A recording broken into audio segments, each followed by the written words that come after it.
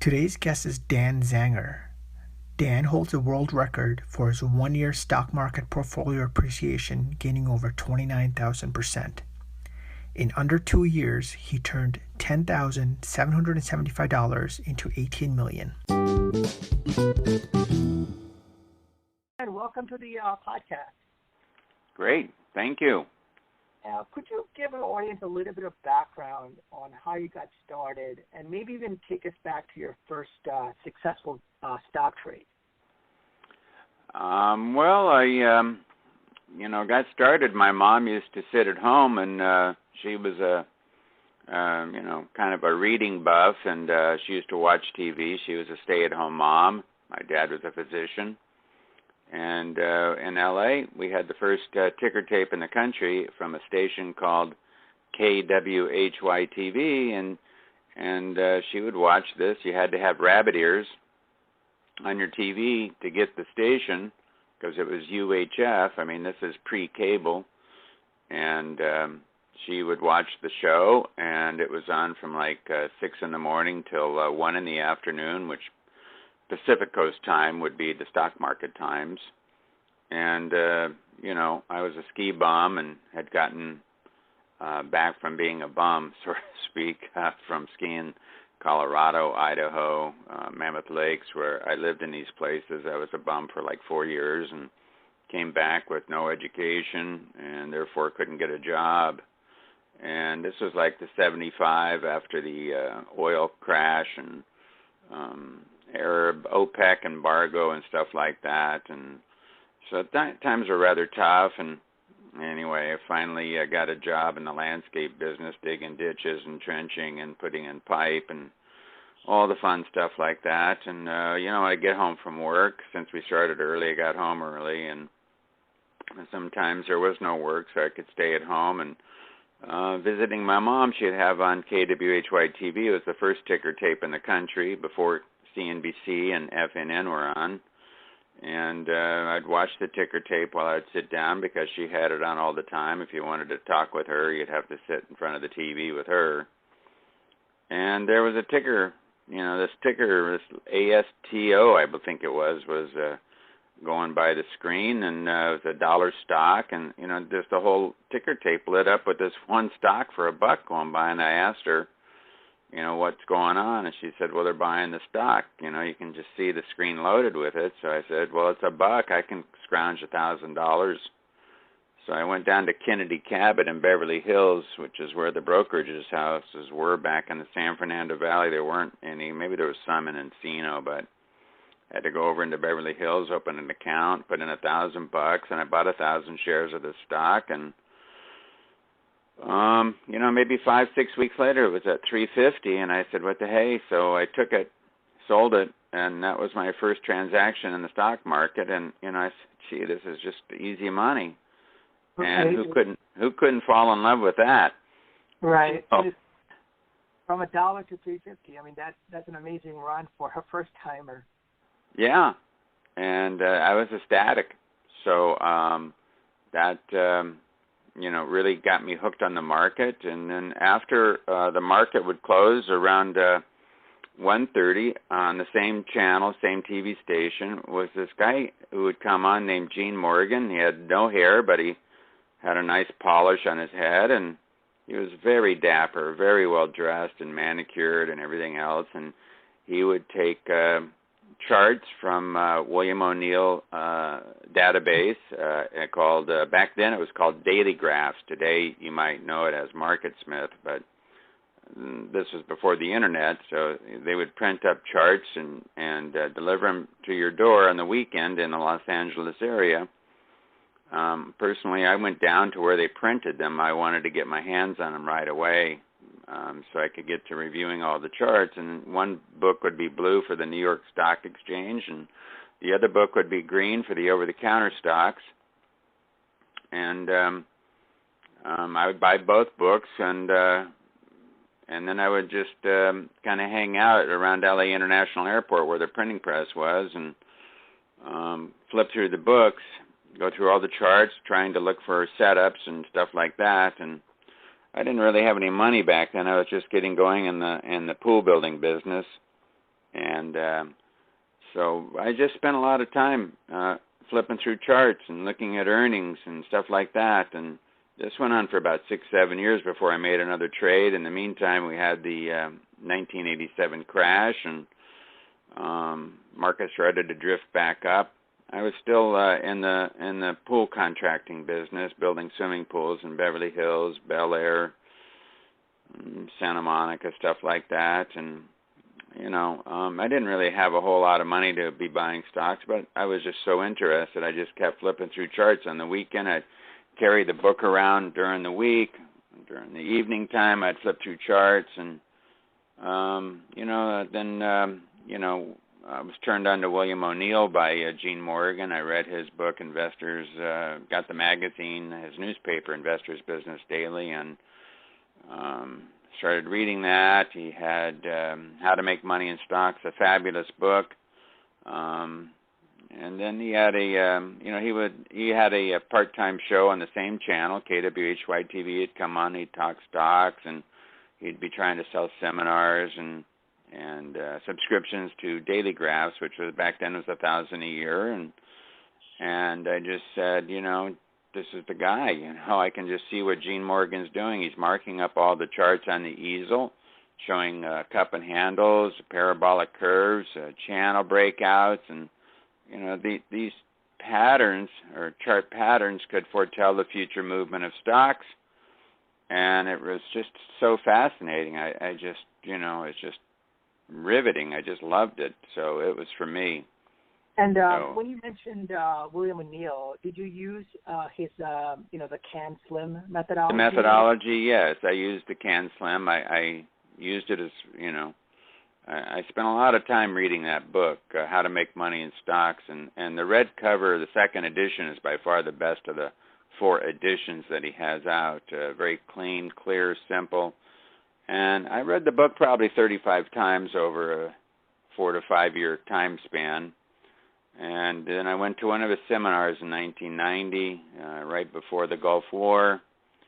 And my mom had passed away. She left me $100,000, and that's when I went to one of his seminars. And I said, gee, with all this money now, it's time to get serious with the market. I was very tired of catering to people, and they didn't like this, they didn't like that, do this, do that, and people don't pay you. It was just disgusting business.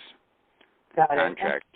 Yeah, tough business. And is that around the time when Fortune magazine wrote an article about you, which made you pretty popular at that time, where the quote was, you turned $11,000 savings into $18 million. Yeah. Is that during that time? Walk us through that. Yeah, so this was in the 90s that I went to one of his seminars, and I got to work, working with stocks, trying to find stocks breaking out, meeting the CAN SLIM criteria. And this was in the early 90s after my first seminar with him, first and only seminar. And I quickly turned my $100,000 into $440,000. And about 1993 or so, 94, the market went into a correction. Sooner than that, about 93, market went into correction, and I quickly turned my 440 into about 230,000. And that happened so fast, I didn't even know it hit me. And gee, wow, that's a correction. Gee, I was pretty shocked, and it took me anyway, about the next 6 years, I just really worked hard at trying to build my cash back up, and I just kept stumbling onto one loser after the next, and I just could get no traction. And we had a market break in October of 1997, and I saw it coming. That was my first time that I could foresee that that was a top in the market. And unfortunately, my market broke so fast I had no time to get out. I was with some brokerage firm I won't discuss, but they weren't answering the phones, and basically I went broke on that market break. And I had to sell my car to get enough cash to get back in the market, which I did. I had a spare Porsche, and I got a whopping $11,000 for it. This was 1980 something, 1990. It was an '84 Carrera. So I sold it and got back in the market. So you wrote that $100,000 inheritance to 440, and then back to zero. Back to zero. Wow. Were you trading with margin at that time? I was. Okay, got it. Yeah. And how did you take that 11,000 and write it up to 18 million? What were some of the so the market took off as soon as Bill Clinton signed the no tax treaty that internet stocks, internet companies that sold products could not be taxed across state lines, which the internet stocks just exploded as soon as he signed that document. That was in February 1998. I'd never seen stocks. Stocks immediately, Yahoo, Amazon. So many stocks. They just went from 50 to 100 in like 2 days. I was in shock. I'd never seen anything like that in my entire life. And I thought to myself, well, time to get back in the game. And I had $10,775 in the bank at that time in my brokerage account, changed brokerage houses, and I was just waiting for a stock to set up so I could get back in the game.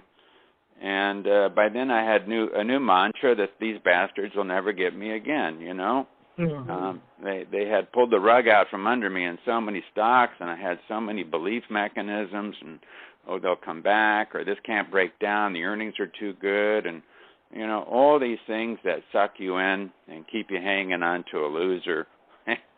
And, the stocks either go up or you're out. So that was my new mantra. And I started putting it to pretty good use, actually. I got into my first trade was Inc.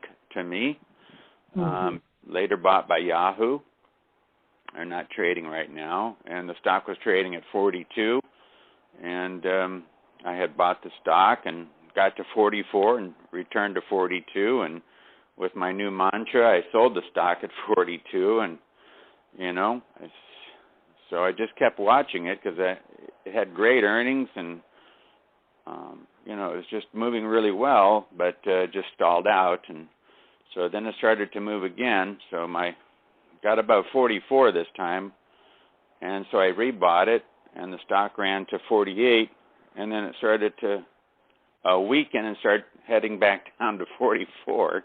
Stock had some pretty big moves back then, and gee whiz, I was just beside myself. I said, but anyway, about 12:30 in the afternoon, which would be 3:30 East Coast time, the stock started to get very strong. A lot of heavy volume came in, and then the stock cleared 48 with heavy volume at the end of the day. And I knew that institutions do a lot of their buying at the end of the day, and rookies buy in the morning, institutions buy end of the day. So a lot of heavy volume was coming in. I says, well, if I don't get in on this and this stock doubles on me, it's really going to be a hard break. So I said, I'll get back in. So I jumped back in. Next thing, first thing in the morning, the stock opened at like 58 and ran to about 68, $70. And I was, fist pumping left, right.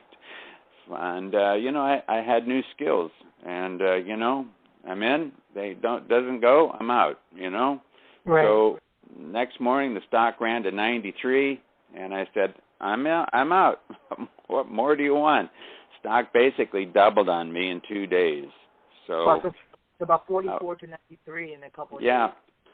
Yeah. So, and it's actually 48 to 93, and so basically a double. Close enough. And then the next one was DoubleClick, another hot internet stock. I made many trades on DoubleClick over a 2-year period, a lot of success. And that stock did the same, 50 to about 94. And I was just doing this left and right throughout the early part of 1998 into the summer of 1998. And then summer 1998, between usually end of July to 1st of October is usually a pretty tough period of time. At least it was back in the 90s. It was pretty routine that the market would take a break from July to the 1st of October. So I saw a good opportunity to short Amazon around 120. Stock came down to stock came down to about 80, and I covered. and I shorted Yahoo. I made about the same amount of money in Yahoo, and I had quickly turned my 10,000 into 100,000, and I was pretty happy about that. Then the October to January run was coming. It's quite commonly known that October through January is probably some of the strongest months of the year, and I was short Yahoo going into early October. I got a phone call from my broker, which at the time was Pershing, and pretty well-known brokerage, clearinghouse Pershing, and they wanted me out of Yahoo, my Yahoo short. I didn't think it was time, but they loaned me the stock, so it was their right to call it. So I had to give it back, and then the next day Yahoo took off. I said, no wonder they wanted it back. They're basically, keeping their customers happy by making sure they don't get hurt. Right. And so then I went long, started to rip. I said, it's okay, so I'm in. And the stock went from 80 to 144 on me fairly quickly. And then CMGI was starting to break out, a very strong, probably one of the biggest gaining internet stocks of the bubble. And that stock broke out around 112, had earnings, and shot to 200 on me pretty quick. So, it was just a lot of these stocks. There were so many interested internet stocks that were coming as IPOs, that were starting to trade. Of course, they had revenues, but no earnings, but who cared? They're going to change the world. Everything's going to go internet. So, it didn't matter what you did. Just if you reconfigured your website, there were stocks that were going from $15 to $60 in 2 to 3 days just because you reconfigured your website. It was pretty goofy back then. Goofy, but I loved it, And so. And the 11,000 you initially put in, did you ever end up adding additional capital to the 11,000, or you just kept never added a dime. I took out maybe $400 or $500 once for something I needed. I was pretty well broke outside of my brokerage account, so I needed some cash for something. I took like $400 out. I think it's on my website. The audit that I had done is on my website, and it shows that there was money taken out. So I just lived on margin. So and I had no options. I just lived on margin, and I never added money to the account at any time. I had no money to add. I was $200,000 in debt from my swimming pool contracting business, and it took a while before I got up to enough where I could pay that off. I had to wind down that business and get out of it. That took some time doing because I had contracts going, and so I had to finish my contracts. I would be driving around town with a little quote track machine, watching stocks while I was driving my truck around town. So, it's kind of funny, actually, when I think back about it. These giant phones stuck in the car, the size of a football. And anyway, I had this little device that was spitting out quotes. It would give one quote at a time, so you only had one stock flashing on the screen at a time. Right. I think people forget there's no iPhone back in the day. That's right. And so anyway, eSignal put out this device. It was connected to FM signals, and you would put in like 40 stocks, and you would put the delay factor, like I want 1/10 of a second delay or 1/25 of a second delay between stocks coming up, and only one stock would come up at a time. So it was easy to see which stocks were being run because it was the only stock that was dominating the screen. So it was rather easy to pick them if you had put in the right stocks. Of course, I only put in internet stocks, so whichever one they were ripping was the one I was jumping on, so to speak. And made me a lot of money, that little device. And I've actually kind of duplicated it on a new program. It's actually not new, but it's called IQXP, and it has sounds of the market. Every time a stock has a buy or sell, it makes a coconut or a hammer sound, and it has the same screen that the quote track screen had. and it's a very effective tool, and it's rather inexpensive to use. So basically, it was just constantly picking stocks, watching them run, trading out, waiting for the next one. I don't think I held a stock for more than 5 days at the time in the early days of the move. As the move kind of got a little bit more extended as we came around into the fall of 1998, I was owning them for a little bit longer. So basically, it was just these stocks were doubling and tripling within, a week's time, 2 weeks' time, and the volume would be crazy, just the most minor news story, and the stock would just rocket. I mean, literally just rocket, up 25. I remember shorting eBay once the day before earnings, and the stock wouldn't go down. So, I have my new mantra was never hold a stock over earnings, because if it goes down, you get cleaned out. So I happened to be shorting eBay one day, and I said, okay, market's going to, close. I covered my short. Stock was trading at $230. The next morning, eBay had 3 cents a share in earnings. It beat earnings by a penny, and the stock gapped up $75, opened at $305. And I just, thank my lucky stars I had covered my short the day before. So right. And it was something else, man. And these all looks like, momentum type of stocks. And I know all momentum stocks. Yeah, and recently you were featured in a book called Momentum Masters book, and I want to, I highlighted some portions of your quote from that book, and I was wondering if you can maybe expand on some of the that you had mentioned. So some of my takeaways from that book, from your quote, was the same chart patterns that are in the market today were evident 100 years ago, and I suspect they will be here for many years to come. Walk us through what you meant by that, and it looks like you might have some kind of historical analogy to make there. Well, the old book, Jesse Livermore, has his book out on how he made his, hundreds and hundreds of millions of dollars trading stocks, and, basically stocks would go back and forth, maybe from $50 to $55 for a month at a time or 2 months. And then as soon as it hit 56, he noticed that the stocks would take off and start to run. He worked the bulletin boards, I think in Boston it was, and putting chalk up on the board of reading the ticker tape. And as the stocks came in, he would notice as a young boy marking up the stocks, that stock would go back and forth, in essence creating a channel. And then as soon as it hit a new high, basically breaking out of the channel, that the stock began to run.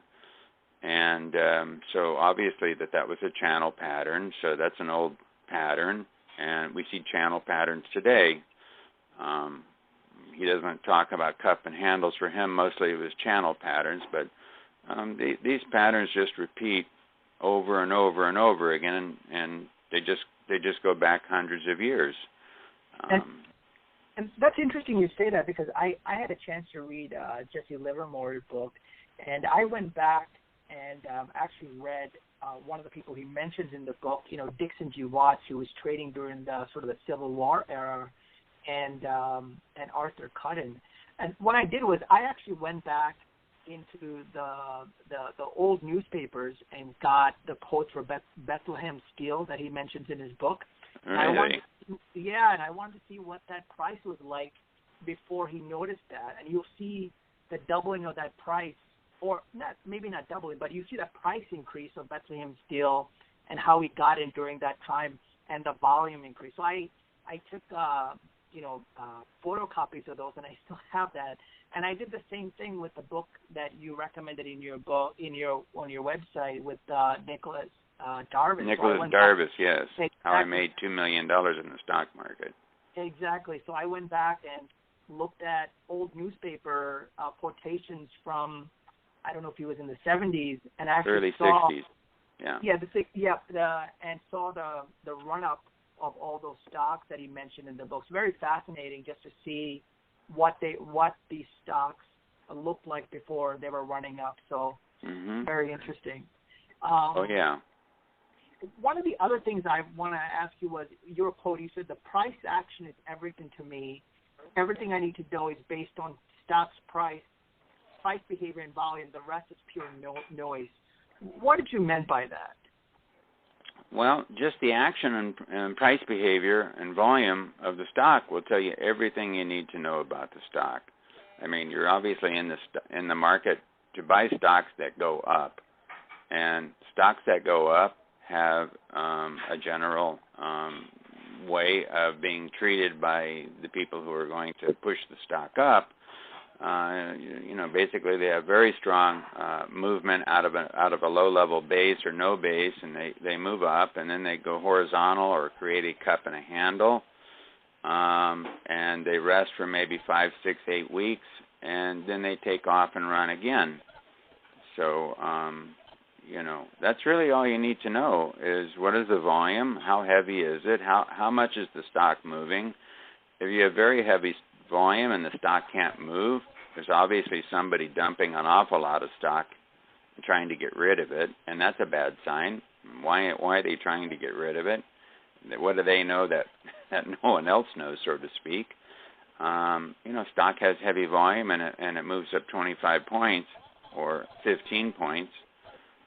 Obviously something quite good is going on. You may not see it now, but somebody knows something. Right. I mean, that's very interesting you say that. I had the same experience with NVIDIA. I bought NVIDIA around $50-something. I had no idea why the stock was increasing. And it kept doubling. And eventually the news came out that, their software or hardware was what people were using for mining Bitcoins and cryptocurrencies. I had no idea while this was happening. And nor did you care. Nor did I care, because after I became a technical analyst looking at price itself, I let go of why things were happening, because I no longer cared about why. I just looked at the price action by itself. So it's pretty interesting you say that. The other thing I want to ask you about was, sometimes I notice waiting in the sidelines for a long time for the right stock to come in. And I know one of your quotes from the book was, I might even wait a few months before jumping into the strong mover. And you mentioned, standing on the sidelines March 2000 to March 2003. And I have the same experience. So how do you explain that to someone where you don't have to be in the stock all the time, that it's okay to wait on the sidelines until you see the price action? It's, you can talk, you can tell people this, but they don't listen. They just don't, people are, I guess they've been to the casino too many times, and, they get a hand of cards every 10 minutes or so, a fresh new hand. And I think that they think that the stock market is the same, that they always have to have a stock to buy. Right. And that doesn't mean it's going to go up or you've got the right one. You have to wait for the fat pitch, that one big mover that's going to really move. That'll make you more money than you know what to do with. Then you can just piss it away buying all these things that are just wiggling. You think they're going to move, and then they don't move, or they move up, and then they turn, and then you add to your position. They turn around, they come right back down. Patience is a virtue in the game of stocks. Waiting for the right stock, following it.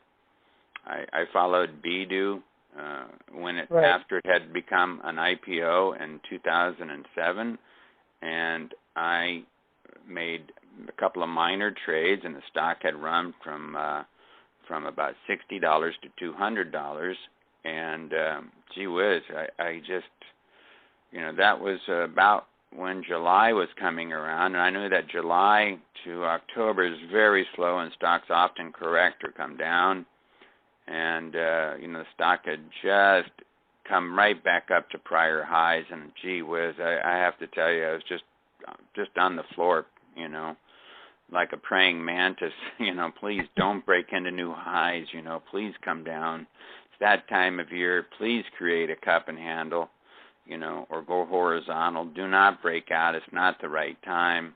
And sure enough, it's exactly what it did. Answered my prayers. The stock had come down to about 180 or so, a very shallow cup, and then it had come back up to the prior highs and just kind of moved horizontal for a week or so, maybe closer to 2 weeks. Actually, I have the chart, but I'd have to open my seminar book to look at it. But that basically, it had done exactly what I was hoping it would do, and it had put the right amount of time in, about 6-7 weeks. And I just loaded up on the stock. I had bought regular stock on margin, and then I had bought deep in the money calls. The stock was at 210 at the time, and I believe I had bought the 180 calls. I had bought, allowed me to buy quite a bit of stock buying deep in the money calls without paying the 210. 180 from 210 is $30. I'm putting up 230, and I'm controlling a stock that's 210.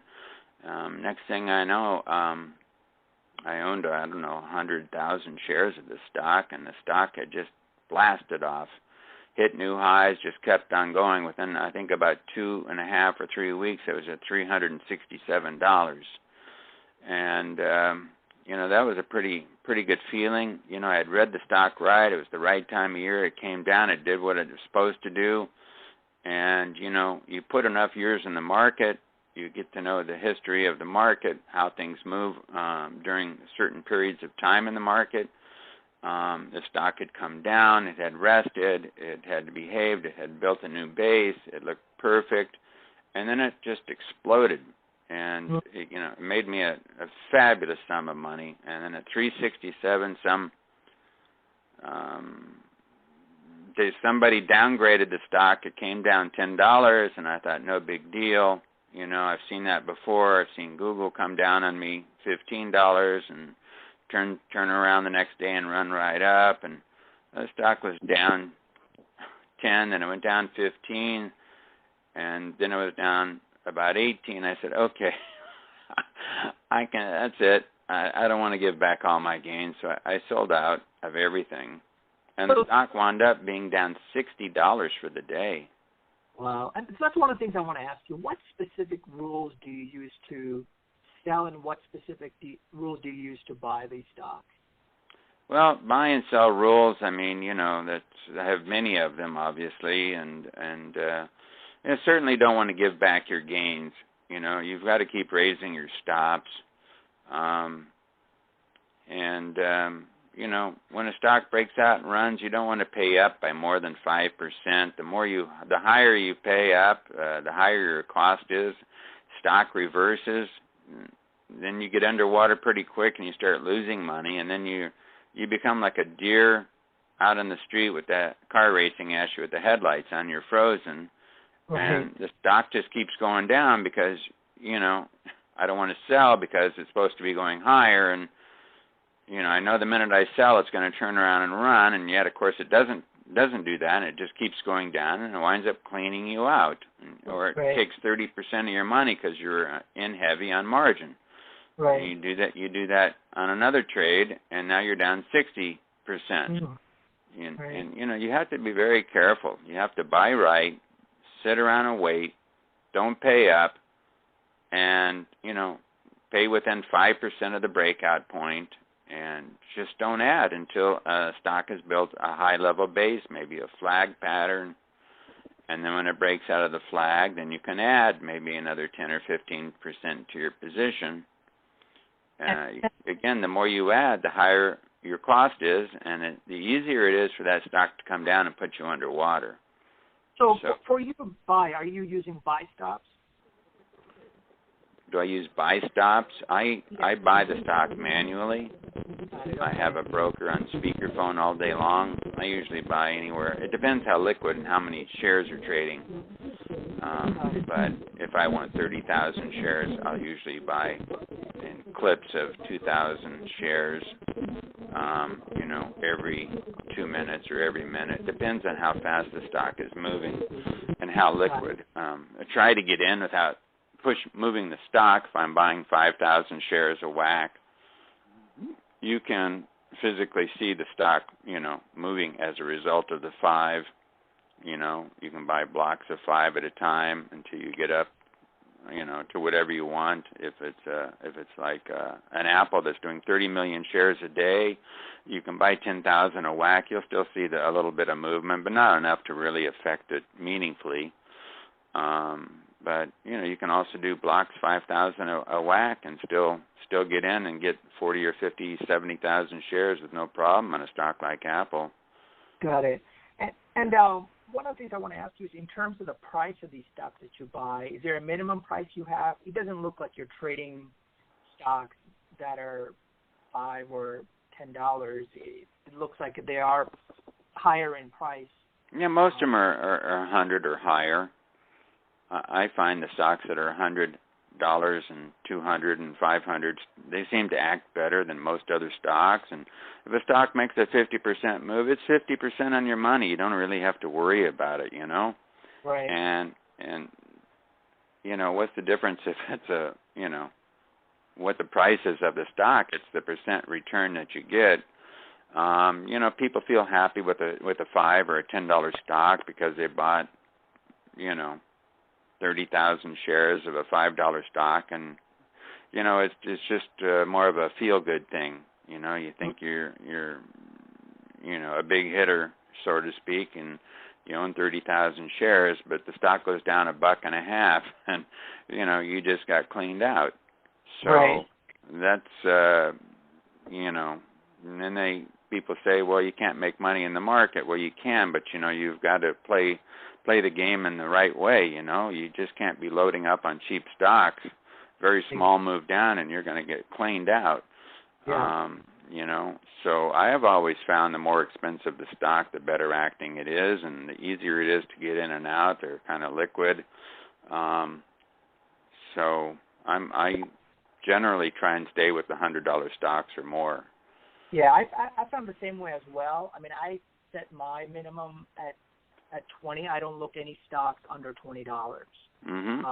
And I think we had a conversation before as well where I read Nicholas Darvas' book where he said he's not even looking at a 52-week high. He's looking at an all-time high.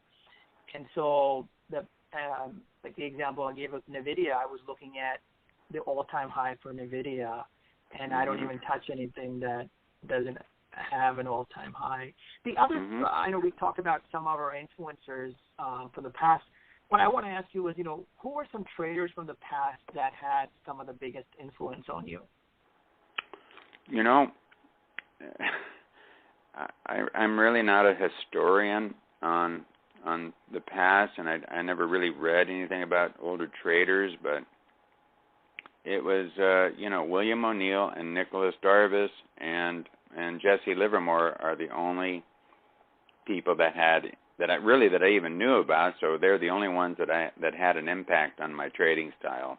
And right. I would have to say that Jesse Livermore's style fit my style. I liked what he had wrote, feeling out the market, putting in some trades just to get a feel for how things respond. And that worked very well for me, getting right. a feel, just throwing feelers out, buy 3,000, buy 5, see what the market does. If you buy 2,000 shares and the stock creeps up, maybe it's kind of hard to buy. So that's probably the one you want to start accumulating. Right. If it's hard to buy, there's a reason that people aren't letting go of it. So those are the ones you want, and if you put in an order for 2,000 and then let's say you buy another 2,000 and maybe the stock goes down, there's probably an algorithm out there with shares to sell. And they're whacking the stock, with you, selling into you each and every time you buy. So that's a stock to avoid. So it's good that you throw feelers out on stocks you want to buy before you start to accumulate the stock or go big. I like to buy 50% pretty much of what I want to own right away. As soon as it gets moving, give me in 50%, moves up a couple points and volume starts to come in, then I'll add another 30%, moves up another point, volume and the action is really good, then I'll add my full position, try to be in full within 5% of the breakout. And talking about breakout and momentum, there's a lot of people that, there's the theory of efficient market hypothesis, but there's also some research, like, for example, there's some research article by, in the Journal of Finance by Dr. Jagdish and Dr. Titman that talks about this anomaly within momentum. What is your take on why there exists an anomaly within momentum investing when there's also this theory of efficient market hypothesis? Well, you got me there. I don't really know that there's really any anomalies in trading that I can speak of. They either go up and do what I expect them to do, or they start acting a little goofy and I'm out. Right. That's the way I see it, and that's my playing field right there. Is they go up and they go up on heavy volume. The minute volume starts to dry up, you've got to be wondering, why is volume drying up? Right. If it doesn't pick up quickly, then I want to get out, because obviously nobody else wants to stock at that level. Yeah, I think that's the only type of single stock trading where I found having to make money is the price action, and sometimes even looking at the volume, the momentum type of investing. So it's very interesting that you have the same strategies as some of the traders from the past, like Livermore and Darvis, and even the can-flip methodology. And certainly William O'Neill is like that as well. But he says he holds on to them for long periods of time, and that may have been the case. But I also know that from other information that I've gotten from people close within his network, that he's known to go all in on a single stock at times. Yeah. And that's where he made a lot of his money. Stocks like Amgen back in the early 90s was the first biotech company out there with a product that got approved. He was all in on that, made a killing, and several other stocks. But, going all in is something you've got to be careful. You've got to be right. You've got to know you're right, because if it goes against you, mommy and daddy's not going to write you a check and get you going again. Right. So you've got to be quick. Things were acting pretty funky the other day. Actually, last week, volume had dried up, and I had told people in my chat room, of which there's 350 people, that things are drying up. Nobody was wanting stocks at these levels, and to be careful.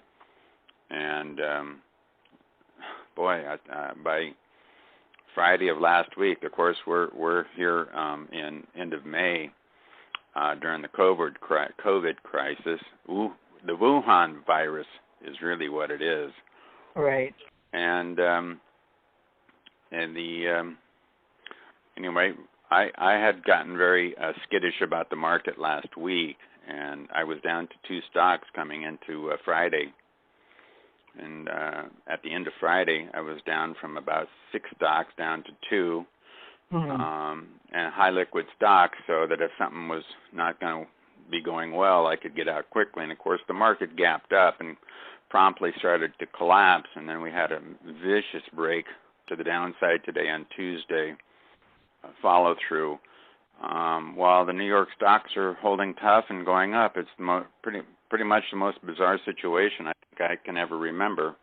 Yeah. Where you have New York stocks, banks, and airlines going up, while all momentum and stocks that lead the market are collapsing. So airlines are up, banks are up. It's almost like they see the economy turning around, and maybe momentum stocks are no longer in favor, and they're rotating to cyclicals. And it's I guess I won't know exactly the real reason for another couple of days or weeks or something like that, but it's very strange what I'm seeing here. I can't say I've ever seen it before. And but thank God I had only 2 stocks and they were liquid. I didn't get smoked too bad. So, and then I went to cash. I avoided today completely. So, got to be happy there. And during the dotcom era, you were just holding for a couple of days. These days, are you holding it for longer, or? Yeah, a little bit longer. I'd say 3 to 4 weeks at times. Other times I'll be in it for just a day. Again, it's got to go my way. Or as long as it continues to go up, I'll hold it without, saying I'm in it for 2 or 3 weeks. I have no preconceived notion of how long I'll be in a stock.